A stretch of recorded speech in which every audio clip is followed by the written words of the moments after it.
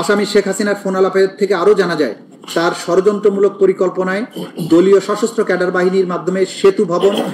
BTB ভবন, metro rail station সহ রাষ্ট্রীয় গুরুত্বপূর্ণ কিছু স্থাপনা কি পয়েন্ট ইনস্টলেশন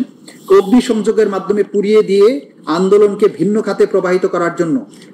আন্দোলনরত ছাত্র জনতার উপর দায় চাপিয়ে দেওয়ার মাধ্যমে অন্যান্য অমানবিক আচরণ বা আদার ইনহিউম্যান অ্যাক্ট সংগঠন করেন। বাংলাদেশের তৎকালীন প্রধানমন্ত্রী তথা নির্বাহী বিভাগের সর্বোচ্চ স্থান থেকে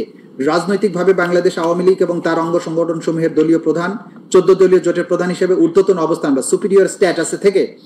শেখ হাসিনার ষড়যন্ত্রমূলক পরিকল্পনা ও সরাসরি নির্দেশনায় তৎকালীন স্বরাষ্ট্রমন্ত্রী আসাদুজ্জামান খান কামাল এখন যে কোনো ব্র্যান্ডের পুরাতন এসি বদলে নতুন ওয়ালটন এসিতে উপভোগ করুন 25% ছাড়। পুলিশের আইজিপি চৌধুরী আব্দুল আল মামুন তাদের অধীনস্থ নিয়ন্ত্রণাধীন আইনশৃঙ্খলা বাহিনীর মাধ্যমে ঢাকা শহর থেকে শুরু হয়ে ব্যাপক মাত্রায় ওয়াইড স্প্রেড এবং পদ্ধতিগতভাবে সিস্টেম্যাটিক সমগ্র বাংলাদেশ ব্যাপী আন্দোলনরত নিরীহ নিরস্ত্র ছাত্র জনতার উপর প্রাণঘাতী অস্ত্র,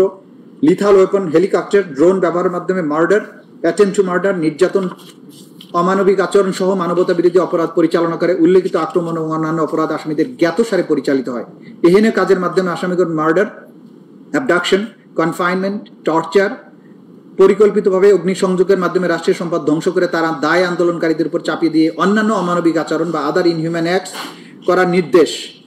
প্ররোচনা, সহায়তা, সম্পৃক্ততা এবং ষড়যন্ত্রের মাধ্যমে the international crimes tribunals act 1973 এর 32A GH 41423 ধারার মানবতা বিরোধী অপরাধ সংগঠন করেছেন, যা একই আইনের 20(2) এবং 20(a) ধারার শাস্তিযোগ্য অপরাধ।